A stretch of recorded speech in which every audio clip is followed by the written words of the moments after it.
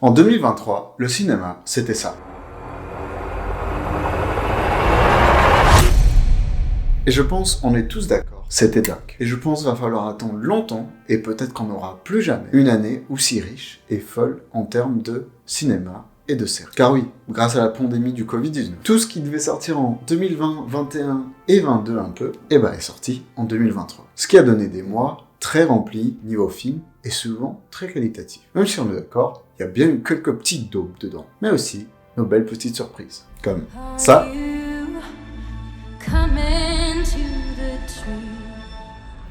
Ça. He missed. No, that's not good. Et ça.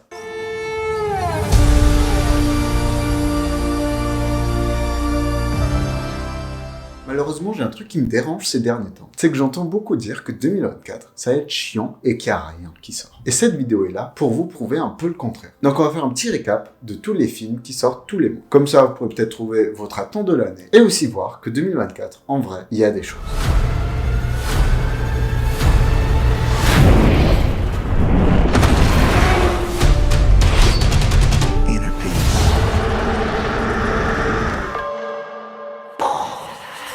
Alors, je dis ça, mais on commence mal avec le mois de janvier qui est vide. En tout cas, surtout en France, parce qu'aux États-Unis, il y a un film que tout le monde attend, c'est Mean Girls. Get in, loser.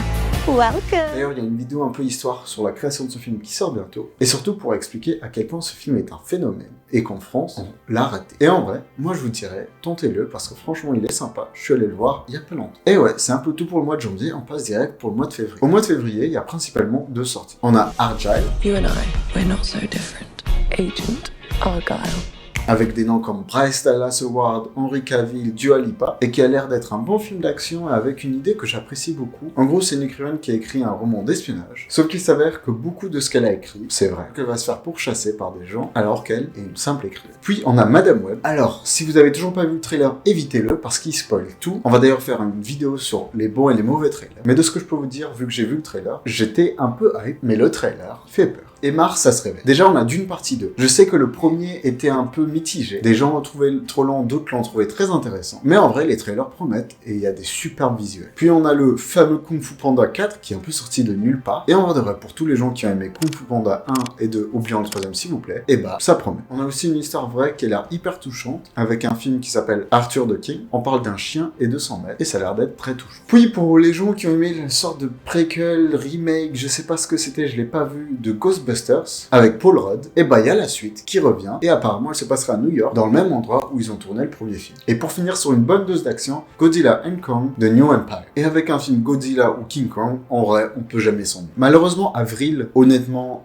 pour l'instant, il y a rien. Le mois de mai, ça va presque être le mois de l'année, avec le film dans lequel joue Ryan Gosling et Millie Blunt de Fall Guy. Et non, je parle pas du jeu Fall Guys, qui est en gros un bon film d'action. On a aussi le fameux biopic sur Amy Winehouse, et on peut dire que sa vie méritait bien un biopic. Puis, personnellement, le film que j'attends le plus, et dont je suis hype depuis bien trop longtemps, Kingdom of the Planet of the Apes. Moi qui suis fan de la saga Planète des Singes, d'ailleurs j'aimerais bien en faire une vidéo un jour, et dès qu'il y a eu l'annonce, j'étais hype.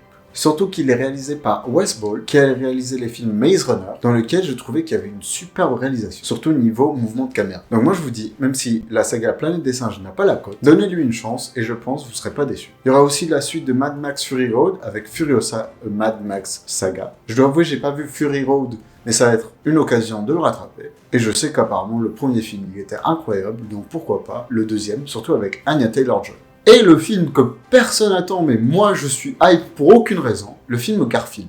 Et en vrai, les gars, on a tous aimé Garfield. Surtout qu'il y a Chris Pratt qui va faire la voix de Garfield, et lui qui a fait Détective Pikachu et Mario à la perfection, comment ne pas être hype pour Garfield. En juin, on aura Ballerina, le spin-off de John Wick avec Ana de Armas. Keanu Reeves reviendra probablement pas pour un très grand rôle, mais le film promet. Surtout niveau combat, comme toujours dans tous les John Wick. Puis on aura le film que je pense la plupart des gens attendent le plus, Inside Out 2, ou en français Vice Versa 2. Honnêtement, c'est pas mon Pixar préféré, même si je l'ai beaucoup apprécié. Donc en vrai, j'ai peur d'une suite, même si en vrai, le concept a beaucoup de potentiel. Et pour finir le mois de juin, on va finir en sueur avec A Quiet Place Day 1, qui qui est en gros un préquel à A Quiet Place, en français, Sans un bruit. Moi qui ai toujours pas vu les films, mais j'adore le pitch du film, ça serait une très bonne raison de rattraper ces films. Juillet, on aura le détesté Despicable Me 4, ou Moi Moche et Méchant 4. On va avoir encore une vague de haine contre les mignons, comme à chaque fois qu'il y a un film mignon ou Despicable Me qui sort. Mais vous savez qu'à la fin, il va fonctionner. Surtout que dans le mois de juin, il y a qu'un seul autre gros film qui sort. Surtout qu'il est R-rated, donc les petits vont voir Despicable Me 4 et les autres vont voir Deadpool 3. Le film de Marvel de cette année est normalement le seul. En tout cas pour l'instant. Et c'est un film qui promet beaucoup avec le retour de Hugh Jackman en tant que Wolverine et plein d'autres caméos. Puis on aura le film Borderlands, basé sur les jeux vidéo du même titre. On verra s'il fera partie des rares bonnes adaptations de jeux vidéo ou des pourritures dont on a vu beaucoup trop. On aura aussi un film Alien avec Isabella Merced qui a joué dans Dora ou dans le futur Madame Web. Et en vrai, un film Alien, ça hype toujours. Et pour finir l'été, on aura Kraven le chasseur, qui est vraiment le projet dont je m'inquiète le plus chez Sony, parce que Venom 3 j'ai abandonné depuis longtemps, vu que Kraven qui a une origin story tellement liée à Spider-Man, et là on va faire sans Spider-Man. Ça va être intriguant à regarder, mais j'ai peur. Septembre, on aura la suite L'Entouré de Tim Burton, Beetlejuice 2. Avec le retour de Michael Keaton, on aura aussi Jenna Ortega, William Dafoe, plein de bonnes. Pour se préparer à octobre, on aura une énième suite à Saw, qui sont toujours mitigés en vrai. Et arrive octobre, avec l'un des autres grands films, en tout cas beaucoup attendu, Joker, Folie à deux, par le même réalisateur Todd Phillips, toujours avec Joaquin Phoenix, sauf que vu qu'on va en faire une comédie musicale, et Lady Gaga s'invite en tant que Harley Quinn. Pourquoi pas, mais moi qui suis pas fan des musicals, on va dire que c'est pas le film que j'attends le plus. On aura aussi Terrifier 3, je dois avouer j'ai pas vu les 2 premiers films, mais apparemment ils étaient bons, en tout cas il y a eu une belle audience. Et il y aura aussi Smile 2, et moi ce genre de choses, des sourires hyper crispés, en vrai ça me fait peur, donc on va peut-être bien avoir peur en octobre. En novembre, on aura la suite désastreuse de Venom 2. Oui, je pense qu'elle sera clairement désastreuse après vraiment Venom 2 qui était horrible. Et Venom 3, on peut déjà le jeter à la poubelle en vrai. Puis on a le grand retour de Gladiator 2 avec Paul Mescal et Denzel Washington. Tout ça chapeauté par Ridley Scott qui a réalisé Napoléon. En décembre, on aura le retour de Karate Kid. Hi everyone, we've got big news. We're starring in a new Karate Kid movie together. That's big news.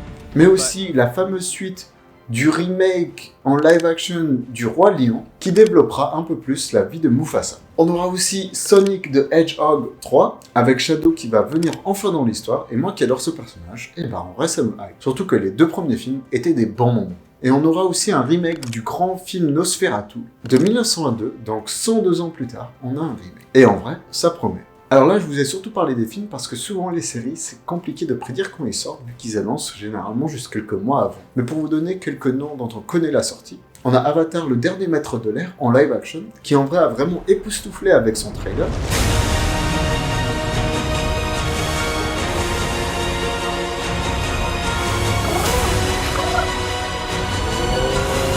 Quand on connaît la qualité de l'animé et apparemment One Piece qui a été une bonne série, on peut juste espérer la même chose. On aura aussi la série Fallout, donc une autre adaptation de jeu vidéo, et en vrai de vrai, elle promet aussi avec son trailer. On aura la saison 3 de Bridgerton, la saison 2 du bien-aimé House of the Dragon, la série dont on attend bien trop longtemps qui est un spin-off du film The Batman sur le personnage du pingouin, et ça va être génial de voir Colin Farrell. Puis il y aura aussi la saison 4 de The Boys, peut-être une saison 2 à Squid Game, mais pour l'instant c'est pas confirmé. Une autre série qui aura une saison 2 peut-être cette année sera Wednesday, ou mercredi. Et pour finir, la saison 5 de You. Alors je pense, vous pouvez vous en rendre compte que 2024, ça va être beau. Avec pas mal de sorties, et surtout beaucoup qui sont excitantes et qui promettent. Ça sera peut-être pas autant chargé que 2023, mais faut donner du respect à 2024.